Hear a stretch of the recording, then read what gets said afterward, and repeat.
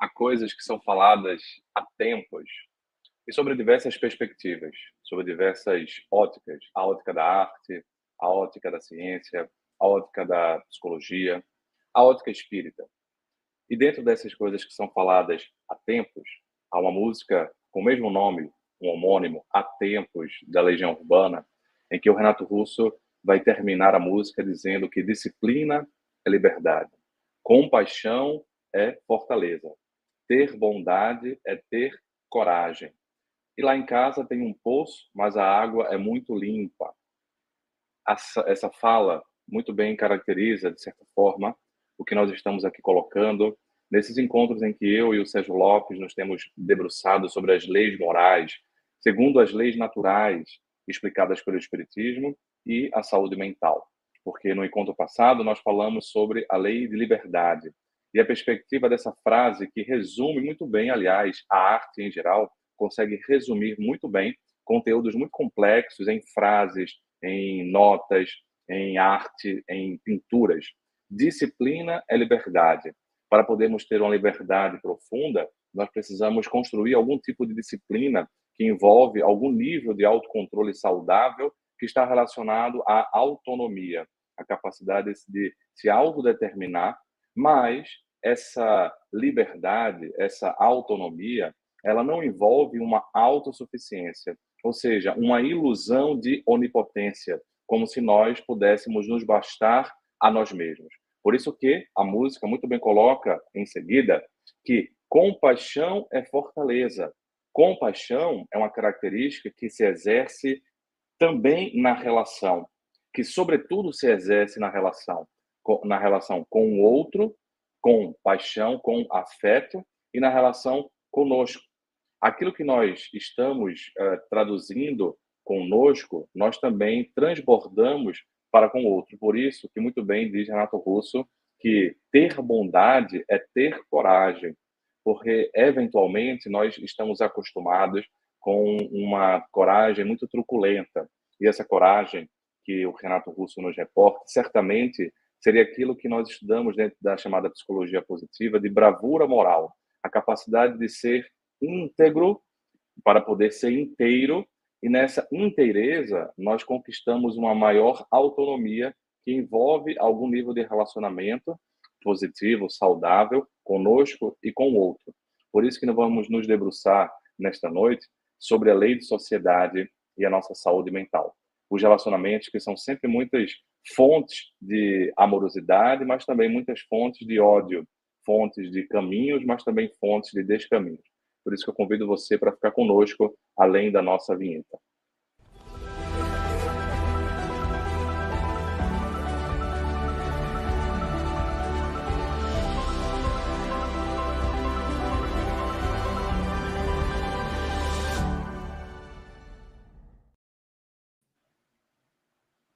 Muito bom, Sérgio Lopes. Como é que você está? Como é que estão as coisas aí no teu Rio Grande do Sul e contigo? Tudo bem, Léo? Boa noite. Boa noite, amigos da TV Mansão do Caminho, do nosso Espaço Jesus e Saúde Mental. Aqui estamos num dia frio, com bastante chuva. Não mais aquela chuva ameaçadora que foi devastadora no mês de maio, mas agora uma chuva que faz parte da nossa tradição dessa época do ano. Mas como já sobrevivemos há tanto tempo, imaginamos que vamos sobreviver novamente nesse ano. Uma boa noite, prazer estar aqui, Léo, estar contigo e estarmos discutindo novamente a temática que nos convida tanto à reflexão. Que, de certa forma, está conectada com o nosso último encontro, né, que foi sobre a lei de liberdade, a lei do trabalho e a possibilidade de relacionamento que nós temos um com o outro. E eu queria, então, lembrar a questão que começa, né, o livro dos Espíritos e o teu livro também, você começa citando, né, a lei. Quando eu falo o livro do Sérgio, é esse livro aqui, ó, aqui, o cérebro triuno, certamente vai estar aí ao contrário, né, o cérebro triuno a serviço do espírito.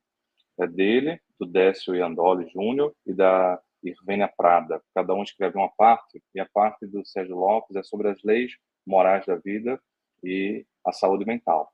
E justamente a questão 766 do Livro dos Espíritos questiona: a vida social está em a natureza? Parece uma questão simples, mas o que Kardec está precisamente perguntando é: viver em sociedade é uma mera convenção, é um mero formalismo, ou é uma necessidade para a evolução, ou seja, uma coisa que está na natureza? Certamente é uma questão da natureza. Deus fez o homem para viver em sociedade. Ele não teria dado inutilmente a palavra e todas as outras faculdades necessárias à vida de relação.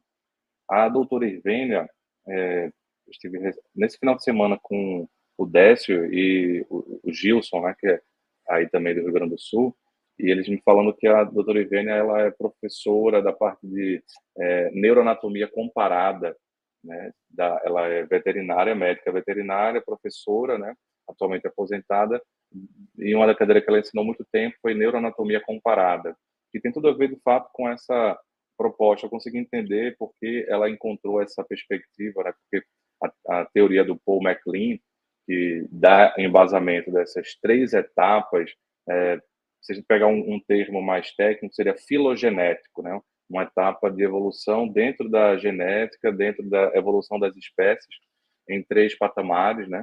E aí ela vai fazer, junto com vocês, uma relação com as três casas mentais, no livro No Mundo Maior, de Chico Xavier, André Luiz. E nessa perspectiva, eu queria que você pudesse começar a nos introduzir aí o que é que você pensou, Sérgio, para trazer como a alma dessa lei de sociedade quando você pensou nas interfaces, escrevendo esse capítulo.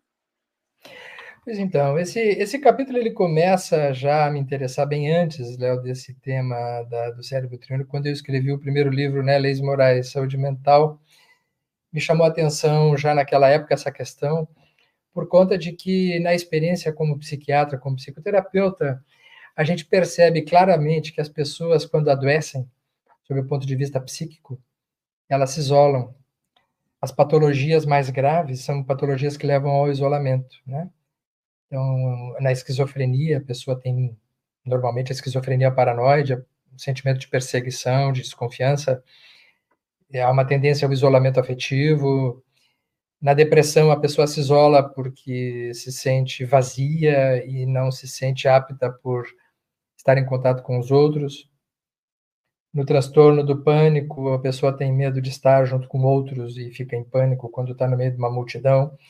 De um modo geral, vemos que no adoecimento mental há uma tendência ao isolamento, o que nos fez pensar que é um dos ingredientes da saúde o desejo e a vontade de estar com os outros, que é da natureza do saudável, nós queremos estar nos relacionando. Então, me parece que o ser humano é muito mais do que um ser racional, ele é um ser relacional, um ser que precisa de relacionamentos, seja para se sentir saudável, seja para se desenvolver. Então, o desenvolvimento psíquico, o desenvolvimento emocional, ele se dá a partir do envolvimento. Então, até a palavra traz, né? Para haver desenvolvimento, é preciso haver envolvimento. E o envolvimento se dá na relação com os outros. Então, esse é o grande desafio e o grande dilema.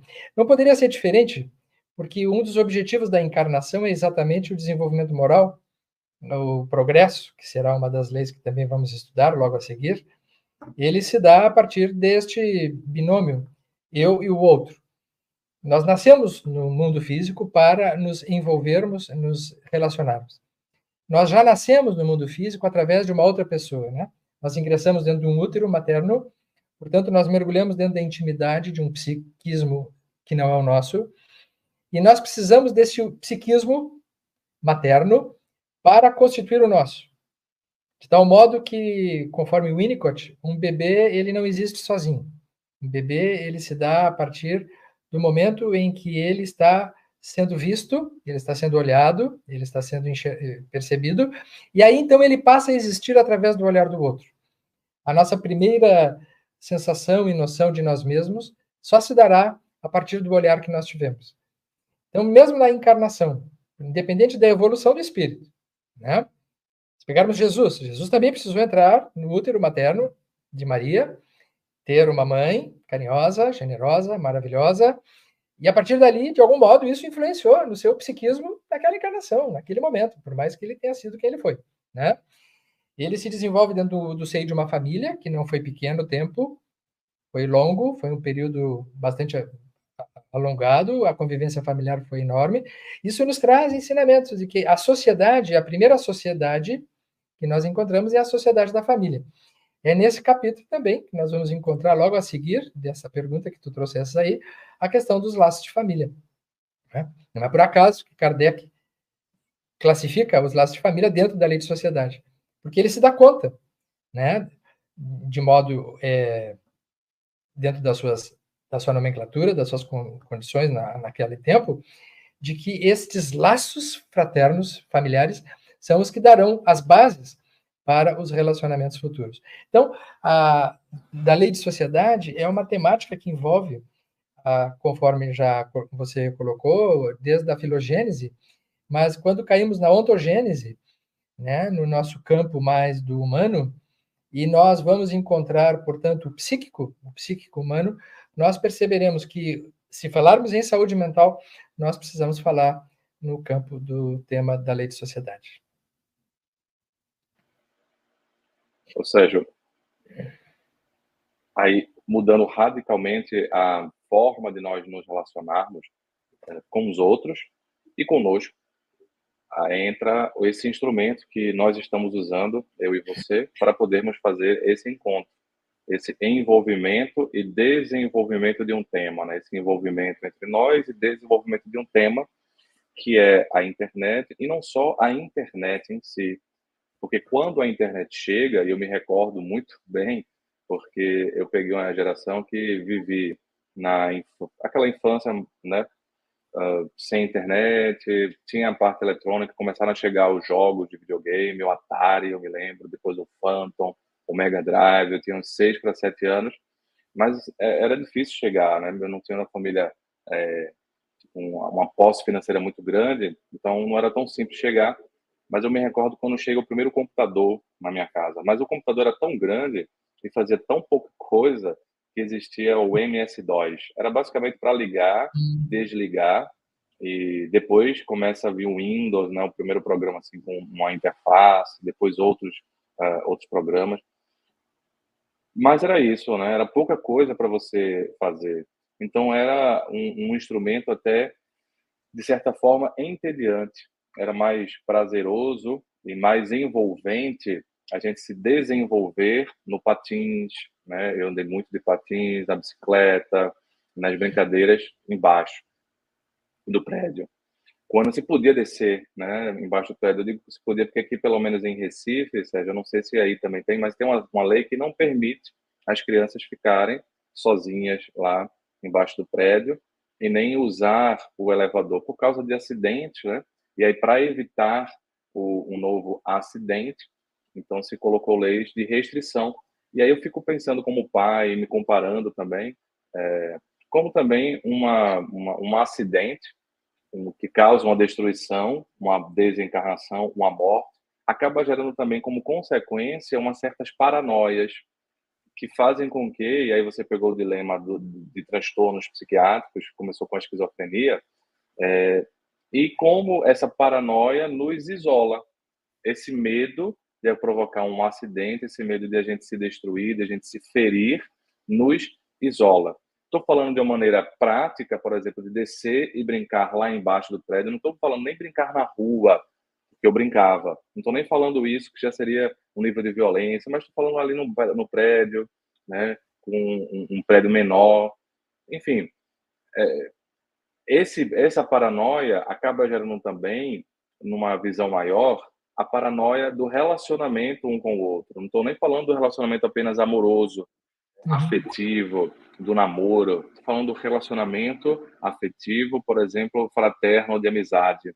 Às vezes, porque a gente se decepcionou, nós ficamos paranoicos, tentando nos proteger e não nos ferir novamente. E aí ficamos isolados, né? Ficamos, consequentemente, fragmentados.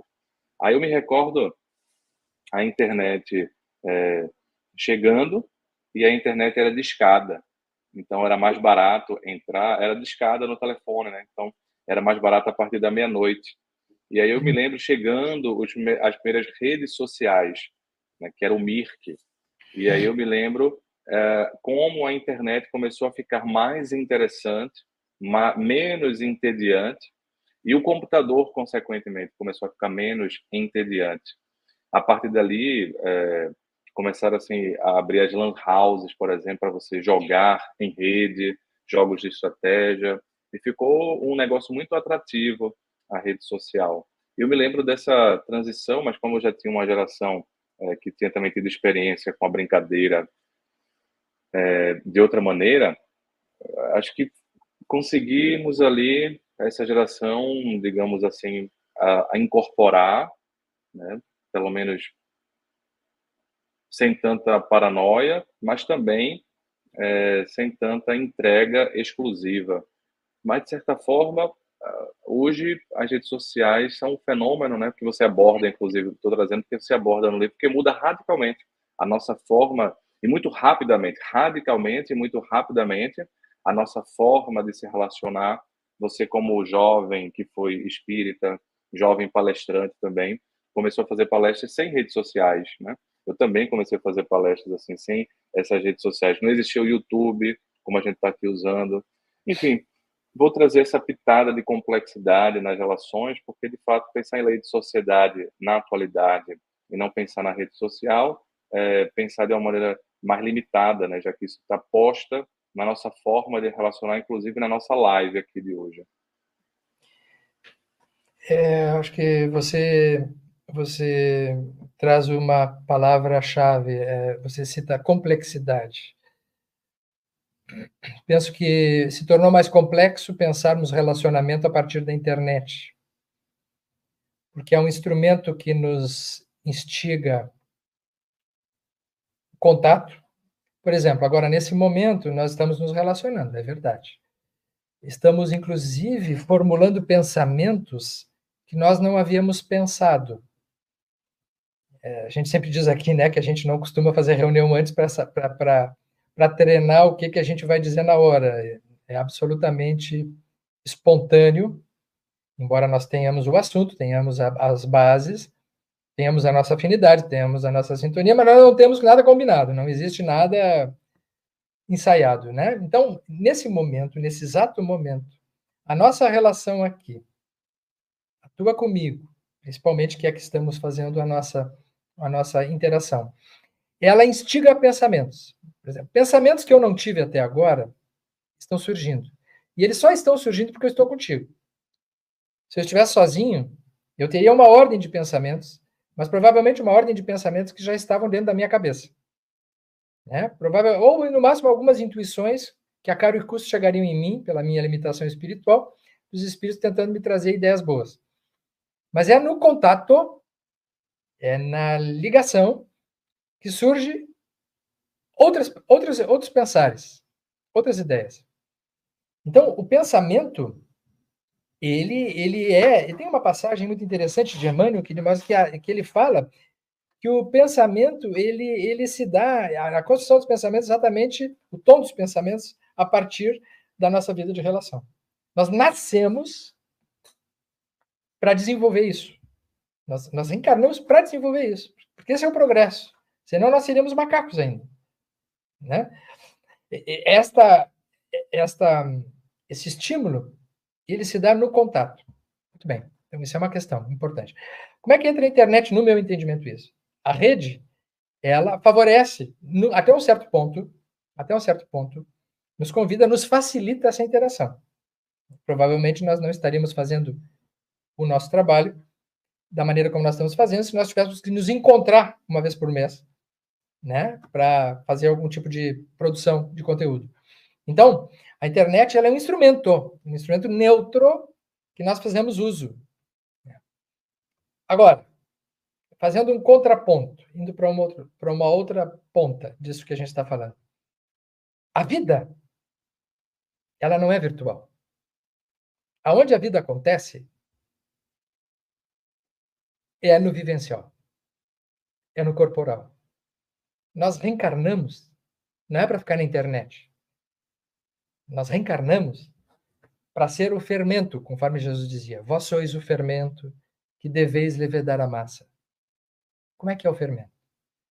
O fermento, ele precisa entrar em contato com a massa, ele vai ser sovado, e quanto melhor o fermento, maior aí se produz, aí que vai surgir o bolo. Ele precisa estar embolado, ele precisa estar misturado, ele precisa estar em contato.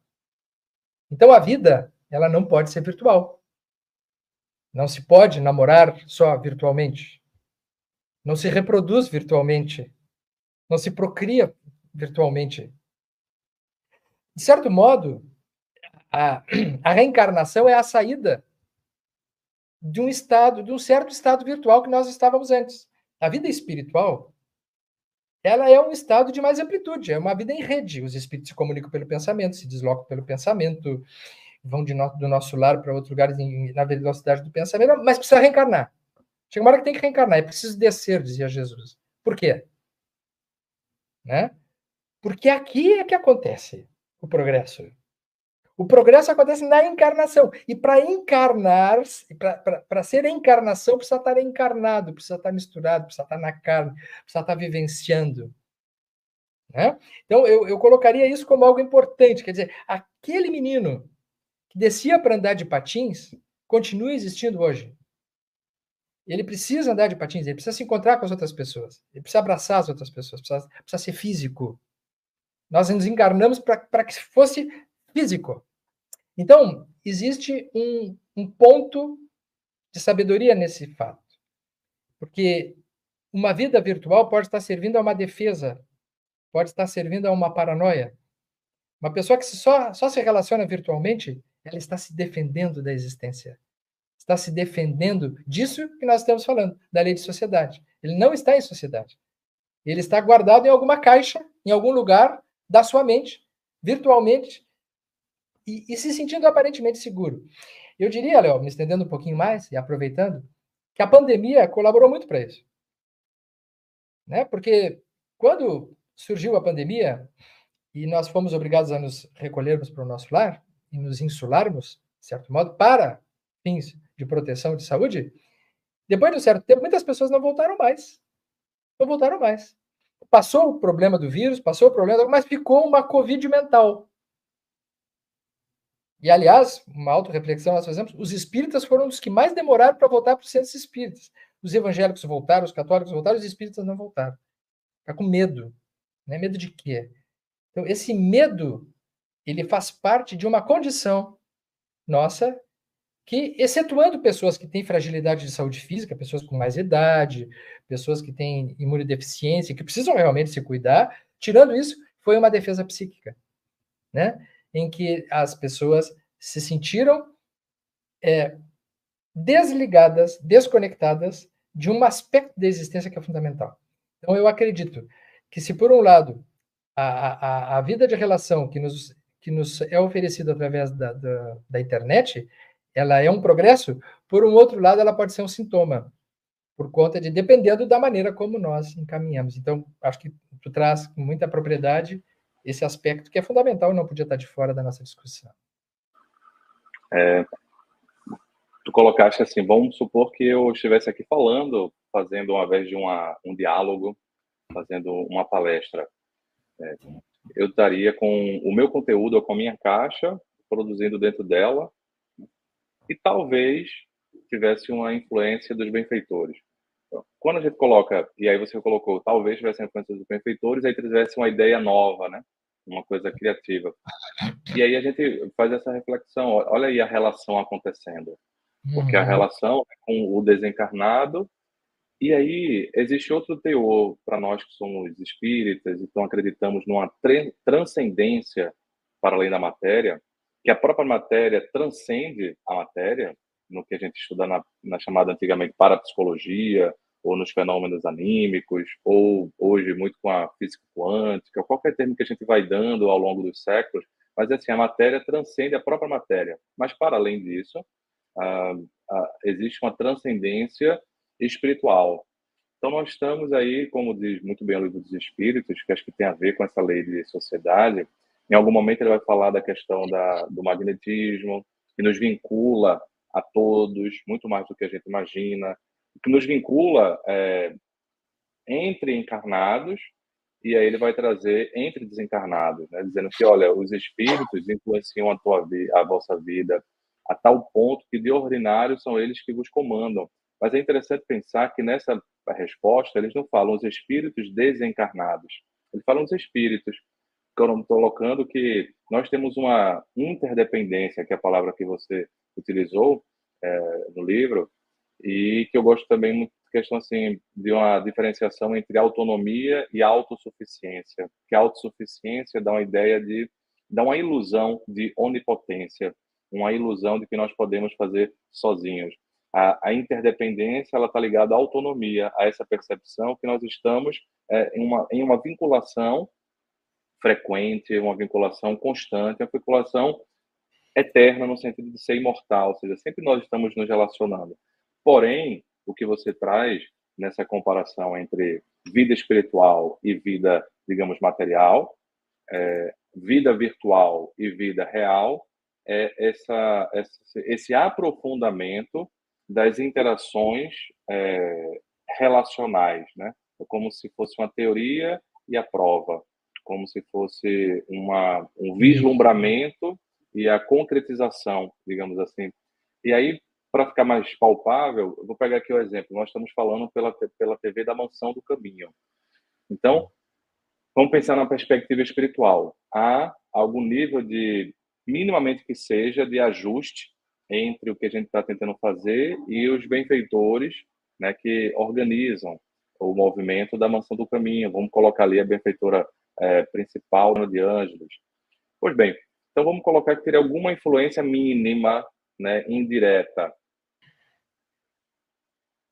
Quando a gente vai lá, tenho feito palestras presencialmente na mansão, veja, teoricamente é a mesma instituição. E eu percebo assim, Sérgio, diferença, por exemplo, quando é uma live, a gente muitas vezes até se emociona, algumas vezes a gente até terminou aqui a live, puxa, eu me emocionei, segurei ali o choro, não é? Porque Mas faz nós uma somos... não é? E as pessoas percebem, a gente percebe, beleza, tem uma energia boa, mas quer queira, quer não, tu estás na tua casa, eu estou na minha casa, então nós estamos envolvidos na nossa casa mental, né? Num certo compartimentalização mais impermeável, porque não é tão assim, tão penetrável a nossa caixa mental e a nossa casa física, não é esse teor de vibração constante tão elevado. Aí vamos ali na Mansão do Caminho, né? A gente está no bastidor hoje com o Sérgio também, não o Sérgio Lopes, o Sérgio da TV da Mansão, e muitas vezes eu vou lá, gravo com ele ou com o Júnior, o irmão dele, no estúdio da TV. É uma energia diferente do que quando eu faço aqui. Eu percebo claramente. E quando eu vou lá fazer palestras no cenáculo, no auditório, já é uma energia diferente. Eu próprio, enquanto palestrante, estou pegando o próprio referencial, ou seja, a mesma pessoa, não é diferente porque é uma pessoa diferente, é a mesma pessoa, a mesma casa, a mesma instituição, só que ambientes diferentes. E aí é interessante que essa energia não necessariamente é quando o Divaldo Franco está lá, porque poderia ser uma questão assim, eu estou gostando porque eu estou vendo o Divaldo, eu estou me reconectando fisicamente, mas eu já fiz palestra, já estive na mansão trabalhando em momentos em que o Divaldo estava, por exemplo, na Colômbia, e eu até fiquei com essa questão, sabe, Sérgio, será que vai ser diferente? E foi interessante, inclusive o evangelho no lar que a gente faz lá na Casa Grande de 8 horas, domingo, foi impressionante a mesma energia, porque é uma ambientação espiritual, né? É uma ambientação espiritual. Ou, por exemplo, outro cenário que eu já vi fazer palestra do lado do Divaldo ali, e outras vezes que ele está por conta de uma astenia, que de vez em quando vem, né, uma moleza, uma fraqueza física que ele refere, depois da Covid que teve, ele não está lá no cenáculo, lá no auditório. Então, veja, não é necessariamente pela presença de uma pessoa só e pelo nível de gratidão que eu tenho, pelo nível de amorosidade, né? Como a gente já esteve junto algumas vezes, né, Sérgio? Eu, inclusive, lembro de uma primeira vez assim que a gente fez essa dobradinha, pelo menos na minha memória, que foi na sede da Federação Espírita do Rio Grande do Sul, E fui eu e você falando, tivemos ali aquela perguntas e respostas, enfim, há um envolvimento diferente. Poxa, que bom, estou revendo, há o abraço, há o meu nível de afeto. Mas o que eu quero colocar é que existe um teor espiritual, um teor de vibração diferente, construído durante décadas naquele local, que o próprio Divaldo fala assim, meu filho, quando eu entro aqui no cenáculo, no auditório, é diferente. E às vezes alguns espíritos me aguardam quando eu vou chegar lá na minha casa, mas aqui no cenáculo eles não conseguem entrar. Então, essa é uma informação interessante para colocar o seguinte: uma palestra online, sabe? Ela não substitui esse encontro presencial, a gente fazer tratamento espiritual apenas assistindo a live ou uma ajuda, seria uma certa repetição dessa relação virtual, sabe, que a gente faz nas nossas mídias sociais, achando que vai, digamos assim, substituir.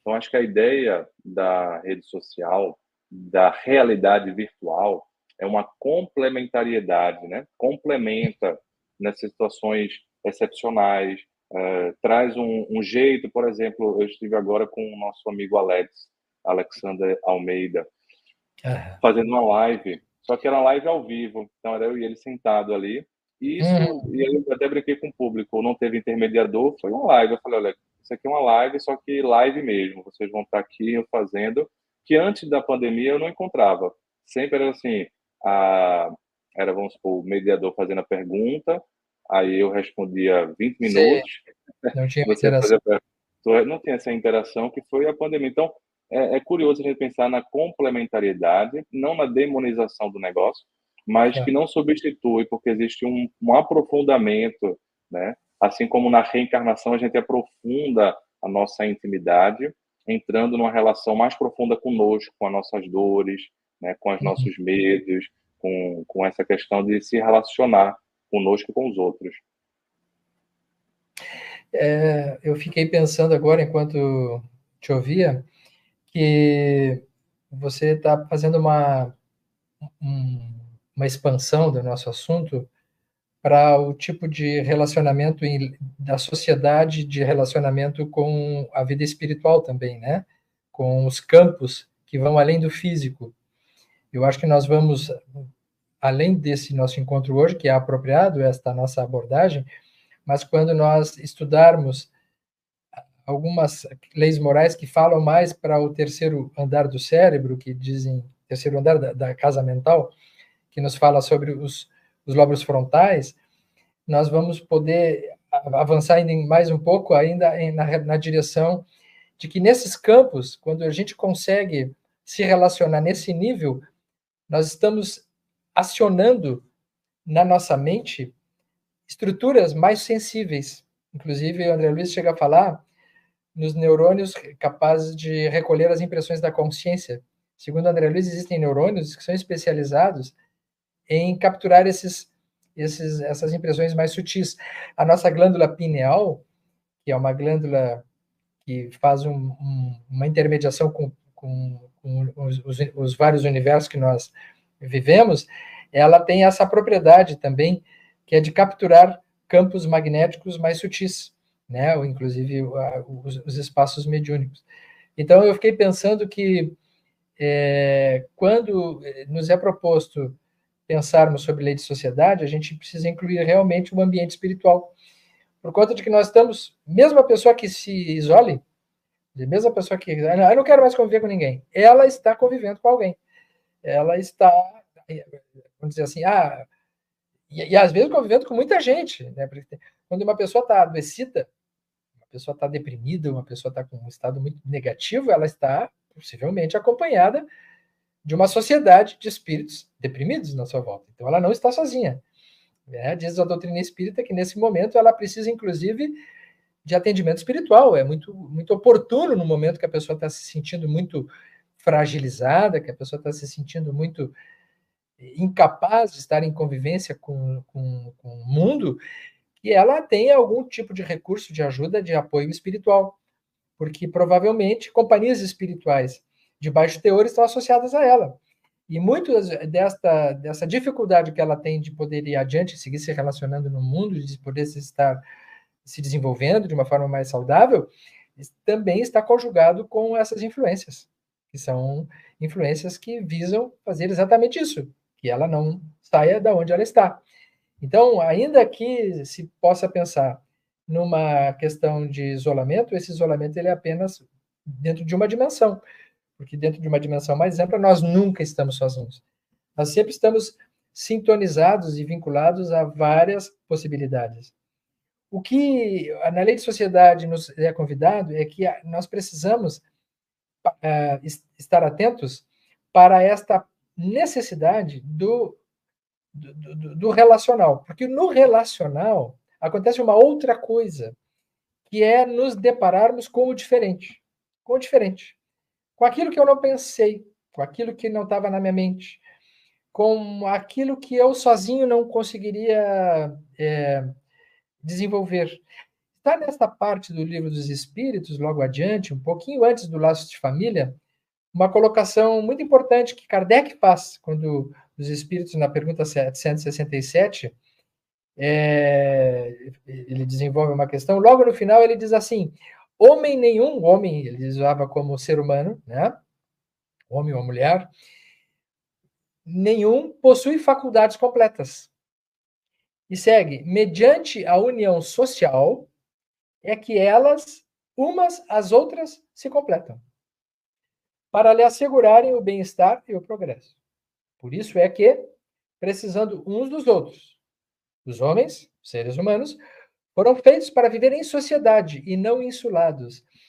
Essa ideia do ser humano nenhum possui faculdades completas, ele é muito importante, né? O Leonardo, ele é um quando ele está sozinho, mas ele é outro quando ele está com o Sérgio. O Sérgio é um quando está sozinho, é outro quando está com o Leonardo. O Leonardo, ele é um Leonardo quando ele está falando online aqui com o Sérgio, mas ele é outro quando ele está lá no cenáculo da Mansão do Caminho. Por quê?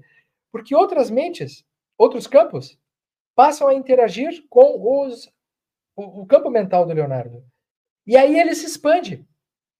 E aí, de repente, Leonardo, tu está falando alguma coisa lá e tu está surpreso com o que tu está dizendo. Poxa, nossa, eu estou falando isso, eu nunca tinha pensado, ou nunca tinha pensado em falar desse jeito, ou com essa contundência, ou com essa emoção. Por quê? Porque aí, nós, naquele momento, já não está restrito a uma característica apenas que tu tinha até então. Então, eu acho muito interessante essa ideia de que o Espiritismo nos traz como um acréscimo, inclusive um acréscimo a todas as outras, a todos os outros saberes. Eu não sei se existe em alguma outra disciplina, seja religiosa, filosófica, a pujança da informação que o Espiritismo traz. Quando o Espiritismo traz assim, que o universo que nos compete avançarmos para além daquilo que nós conhecemos é o universo espiritual, das relações espirituais. E dessas influências, e do impacto dessas influências que tem na nossa vida. Eu já li bastante coisa, nunca consegui encontrar com essa pujança, com esse nível de detalhe, né?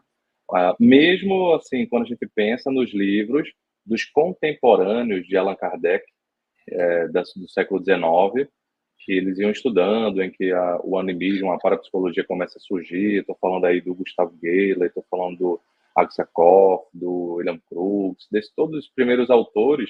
Realmente Kardec ele consegue aprofundar e sintetizar, né, de uma maneira muito muito rica, muito intensa, porque é interessante que nessa relação, quando a gente toca o outro, automaticamente nós somos tocados, né, em camadas mais sutis ou mais, digamos, grosseiras. Vamos colocar uma palavra para facilitar a linguagem. A gente falou da decepção, né, da dor, dos acidentes, das tragédias, das destruições, digamos assim, que as relações às vezes nos levam, e como isso nos traz um comportamento de defesa que faz uma esquiva, faz um isolamento. Isso gera uma paranoia. Mas a gente está trazendo agora outra relação, né? Como a relação com o outro também potencializa o divino que há em mim dormente. Porque quando eu falo de criatividade, Eu estou falando de o quê? De um pensamento original, né? Você fala assim, poxa, vem uma coisa que nos surpreende e até nos encanta, ou seja, uma coisa original que nem nós estávamos pensando quando estávamos isolados, lendo o nosso livro, ou seja, aprendendo em alguma relação com o autor, mas era uma relação um tanto quanto morta, porque quando o Sérgio escreveu o livro, uma coisa é eu ler o livro do Sérgio, outra coisa é ver o Sérgio, o autor, vivo, né, falando sobre ele. É por isso, por exemplo, que Sócrates, ele nunca gostou de escrever, ele nunca escreveu, porque ele achava que a escrita mortificava nesse sentido, né? E uma outra coisa interessante, Platão escreve, mas Platão ele tinha uma certa ressalva com a escrita, porque ele dizia que ele achava que a escrita enfraquecia a memória.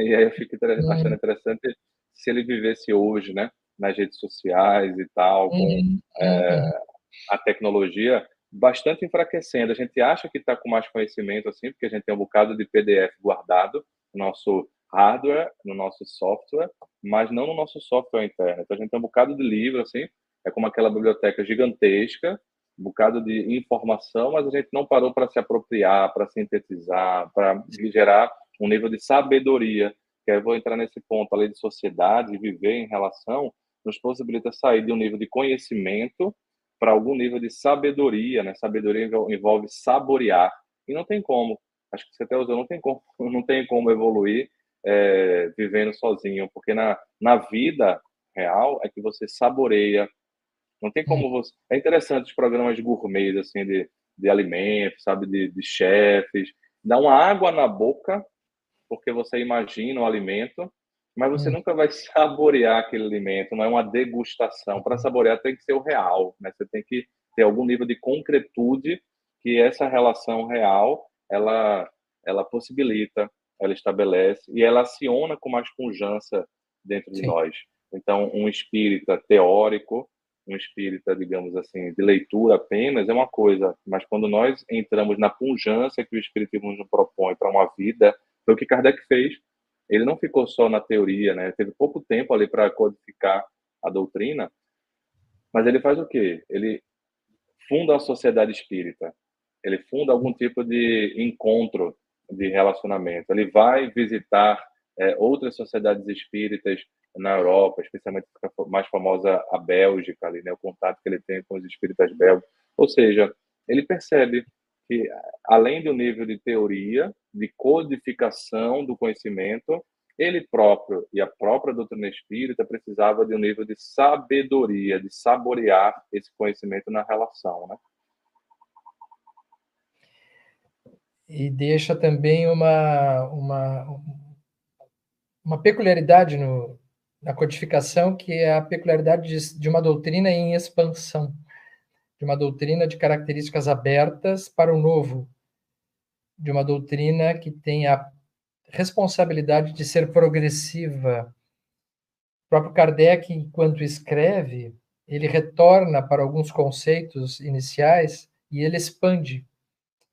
Se nós pegarmos a primeira edição do Livro dos Espíritos, nós vamos ver que ela tem pouco mais do que 500 questões. Na terceira edição, que foi a que nós temos, que depois ficou definitiva para nós, depois de 1860, já na terceira edição nós já temos mais de 1000 questões, 1000 perguntas. E algumas das perguntas que Kardec fez lá no início, algumas respostas que ele ficou muito em dúvida, ele modificou. Então, ele modificou, não. Ele apresentou de uma outra maneira a partir das respostas que foram mais plausíveis e coerentes do que ele obteve. Ou seja, ele não se apegou a um saber definitivo. Olha, isso foi dito uma vez, isso será para sempre assim. Isso é uma certeza absoluta, inquestionável, porque isso seria um dogma. Então, é muito interessante isso que tu nos faz pensar, Léo, que é assim, que quando a gente escreve alguma coisa, a gente colapsa uma ideia. Então, de certo modo, a escrita, ela é o fim da linha, naquele momento, para aquela etapa de saber. É como se ela fosse a morte de uma ideia que estava se expandindo. Por isso que quando a gente escreve, é sempre importante depois de um certo tempo retornar e dizer como é que eu poderia pensar isso que eu disse lá atrás de um outro jeito, porque já não é mais a mesma coisa. Ela já é um pensamento em expansão. Existe um psicanalista inglês, se chama Wilfred Bion, ele já é desencarnado.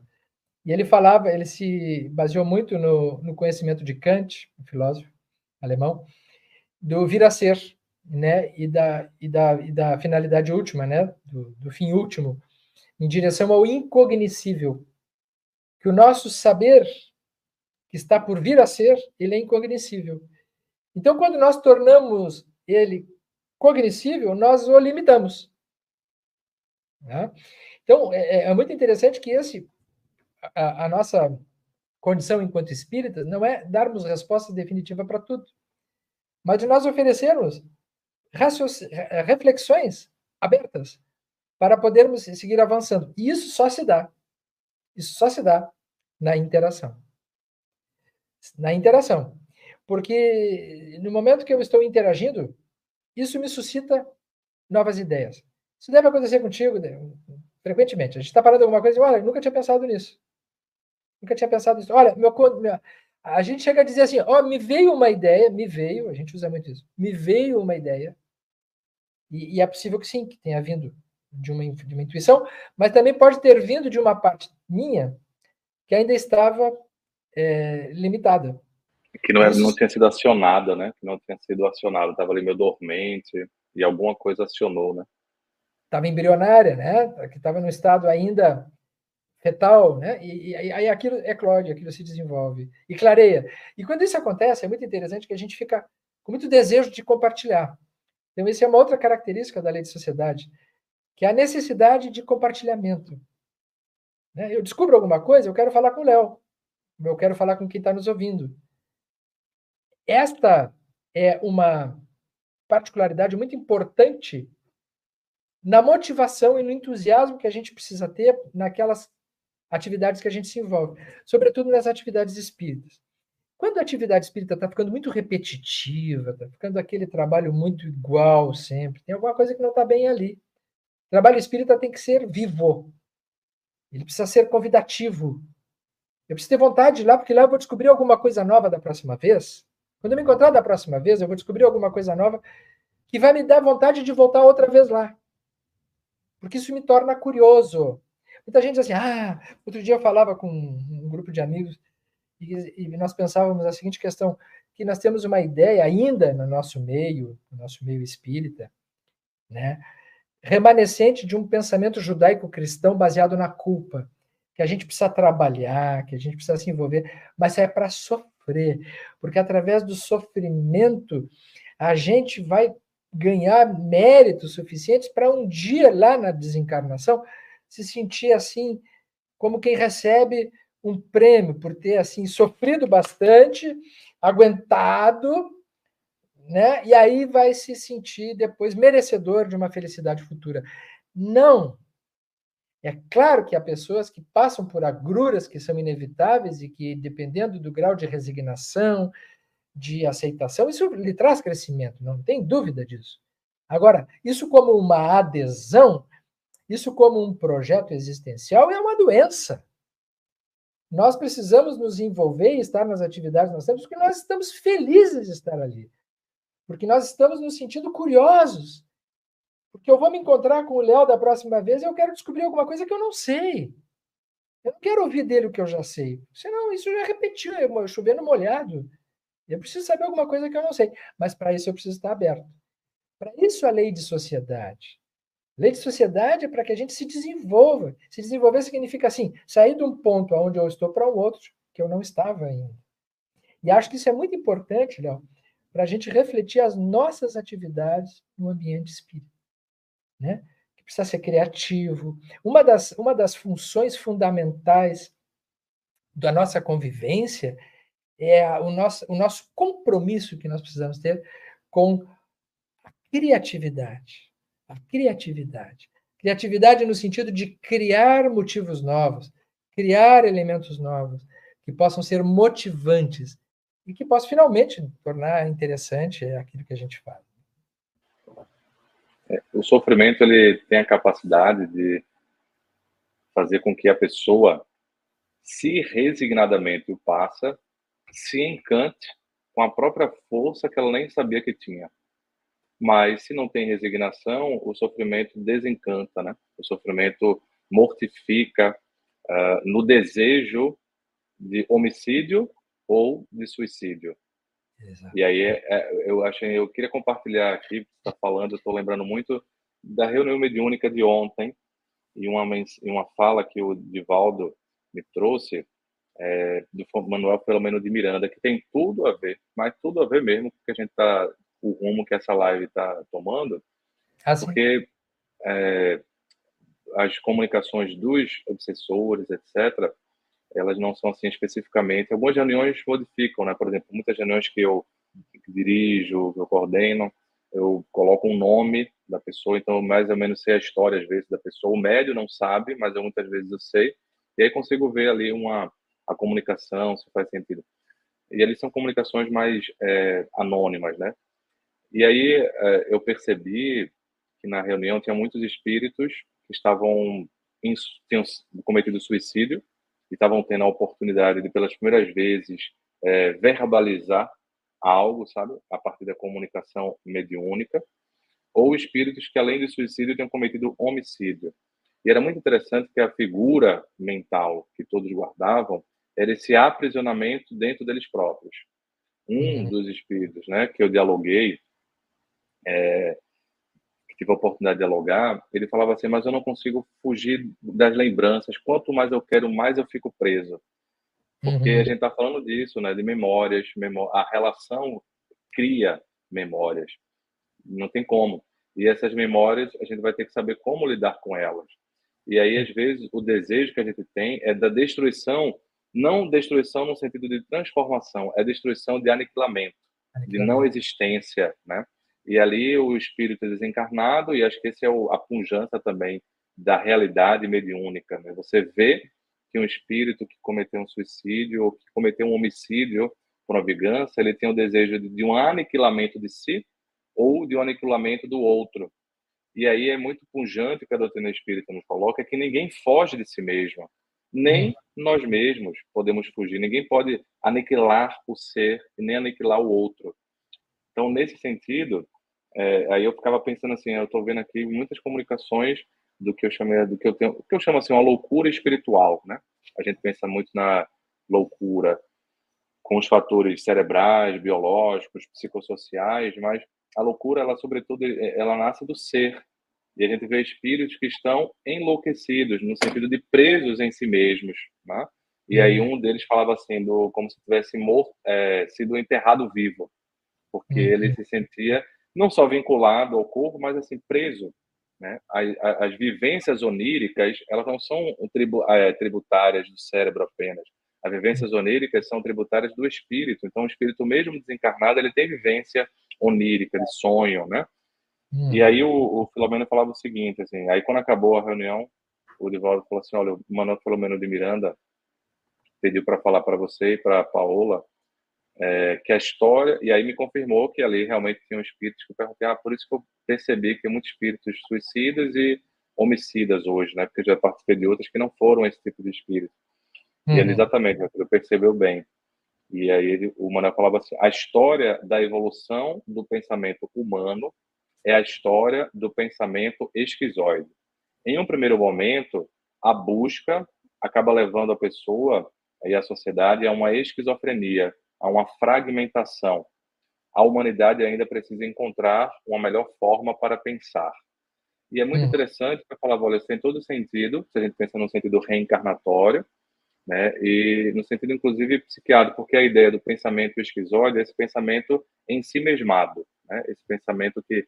paranoicamente faz com que a pessoa não se relacione, porque não é só pelo pânico que a pessoa tem uma vergonha, por exemplo, de ser julgado se tiver uma crise de pânico e passar um embaraço. É uma coisa mais profunda, que é um medo aterrorizante que o coloca como se o outro fosse um potencial destruidor, né?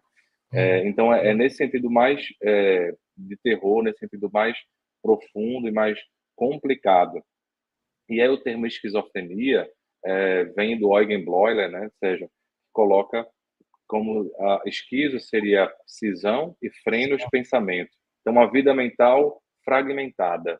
Durante o adoecimento, a pessoa fica fragmentada nessas esferas, ele não está integrado na sua vida mental. A gente vê isso em atividade cerebral, também temos técnicas, Default Mode Network, que a gente chama o Default Mode Network, que conecta o cérebro como um todo, aberrante, ou seja, fragmentado. Então, literalmente, biologicamente falando, ou psicologicamente, ou espiritualmente falando, é um pensamento que fica fragmentado.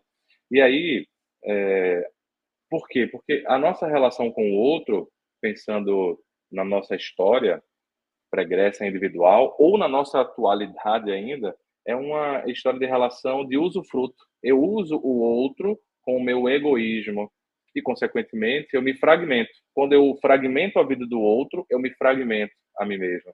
E aí eu fico com essa vida fragmentada, com várias consequências. Eu acho que tem muito a ver com o que a gente está colocando na relação de sociedade, né?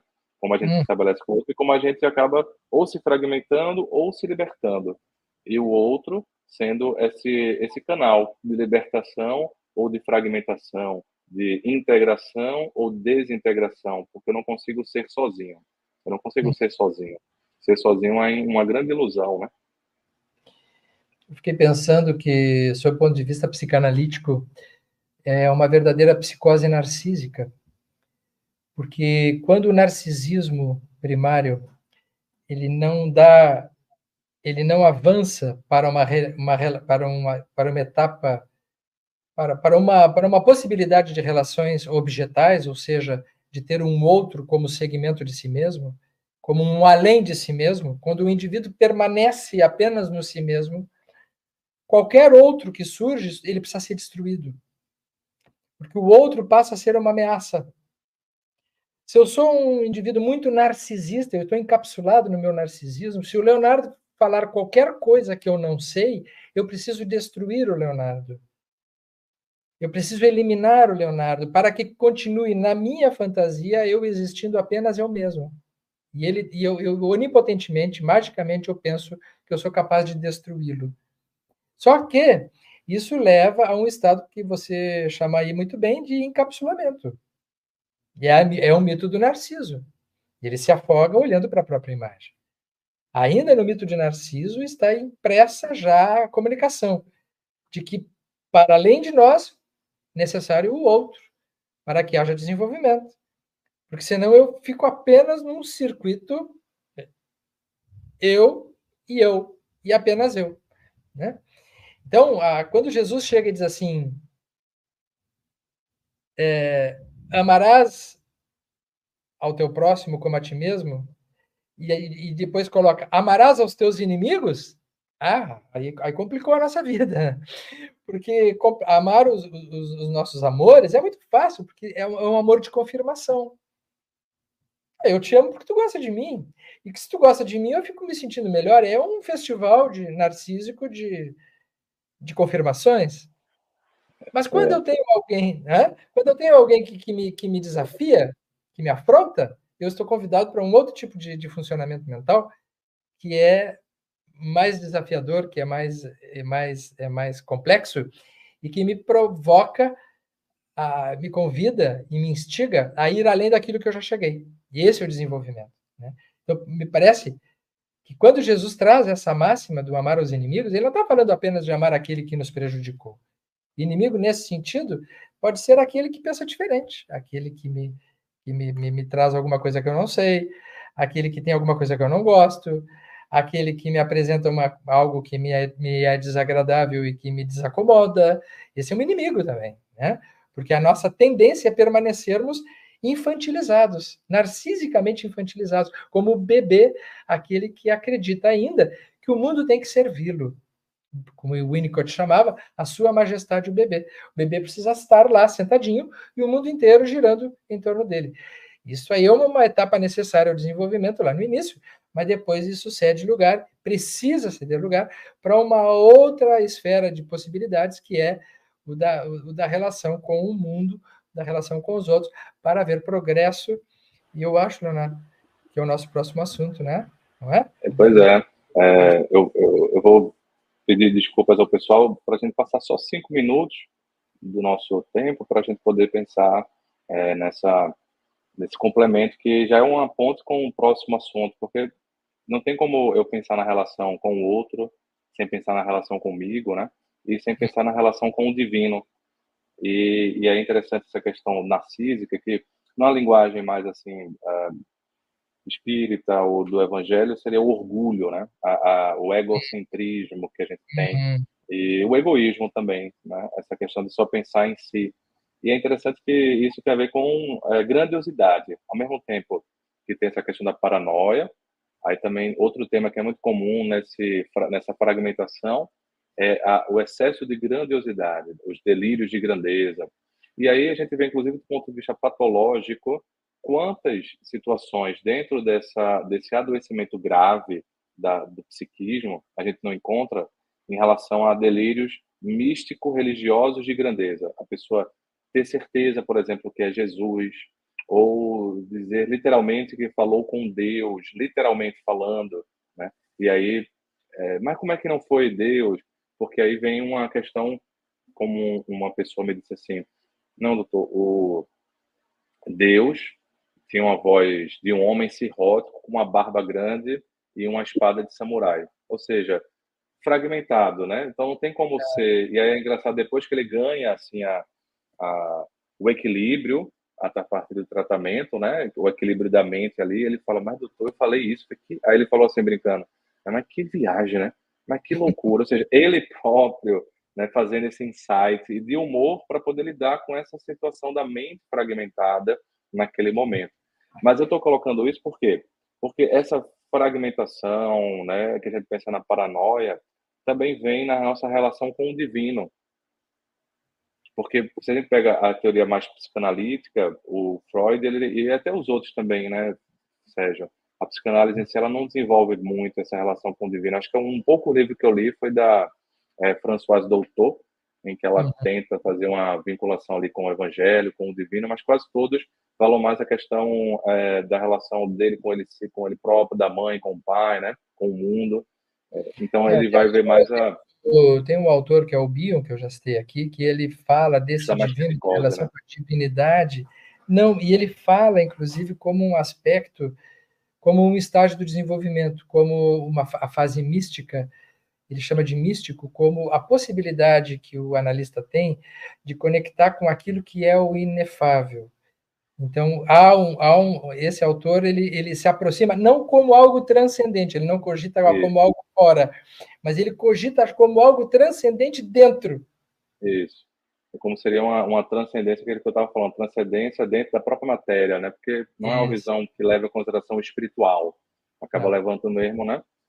O Bion é um dos autores que mais fala mais sobre isso, porque ele estuda mais psicoses, né? Também ele consegue É. aprofundar a teoria psicanalítica nas psicoses, coisa que Freud fez pouco, porque Freud não atendeu pacientes psicóticos, né? Ele estudou casos, etc. Então, a gente vai pensar muito nesse investimento narcísico do ponto de vista do eros, né, do ponto de vista da libido, nessa perspectiva. O Jung, ele traz a questão do inconsciente coletivo, a questão do arquétipo, né, e a questão da relação com o divino, ou seja, o divino como estando no nosso inconsciente. E é interessante que muitas vezes, assim, Sérgio, muitos alunos me perguntam, mas professor, por que os pacientes dele tanto na questão religiosa, na questão de Deus, nessa questão místico-religiosa? Porque quando a gente pensa no delírio paranoico, a abordagem psicanalítica tradicional, ela consegue explicar bastante bem, porque ela vem esse viés narcísico, né, etc. Mas quando a gente pensa do ponto de vista transcendente mesmo, não do transcendente da matéria ou do psiquismo consigo, mas o transcendente espiritual, aí a gente vê mais bem explicado na teoria junguiana. Ele fala assim, é, ele pega a ideia de que os pacientes, delirando com Deus, delirando místico-religiosamente, traziam uma, uma, uma realidade experimental clínica de que existia dentro do nosso material psíquico uma relação com o divino. E aí vem a ideia do arquétipo, né, da relação com Deus, que ele via na forma delirante. Então, acho interessante essa frase do Filomeno de Miranda, né, que colocou ontem, porque realmente até a nossa relação com o outro é uma relação fragmentada, consequentemente conosco é uma relação fragmentada, e com o divino é como se a gente tivesse todo o fermento dentro de nós, mas Uhum, a primeira forma de se desenvolver é uma relação mais fragmentada, e uhum, aí vem uma forma delirante, vem uma forma, portanto, patológica, e acaba sendo uma forma destrutiva, porque o delírio, no final das contas, é tanto isolador ou às vezes destrutivo, né? uhum. Destrutivo do outro. Acho que a gente deu uma pitada agora nesse terço final do nosso encontro, um pouco mais técnico, né, os termos, mas que acho que é importante também nessa perspectiva. Tem algumas pessoas que são da área e acho que tem pano para manga para a gente aprofundar e ver como atual aprofundar a doutrina espírita, né? Não é uma coisa fácil, né? Eu acho que a doutrina espírita, para você aprofundar, não é uma coisa fácil, não. É uma coisa Fica difícil, uma, porque faz relações, né?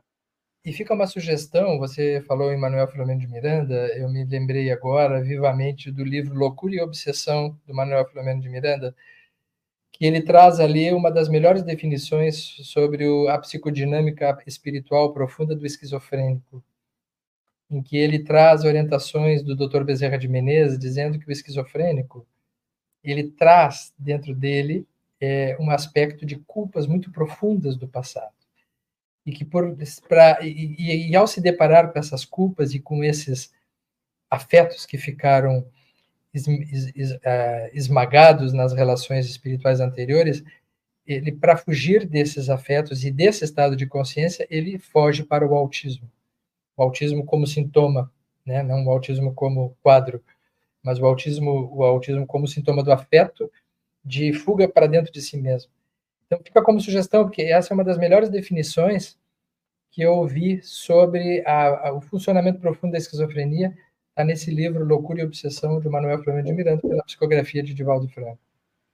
Porque, aliás, o próprio termo autismo vem da esquizofrenia, né? O Bloiler, também, que Sim, deu o termo esquizofrenia, ele vai dizer. Um dos A's da esquizofrenia é o autismo, né? Esse ensimesmamento, essa fragmentação que leva.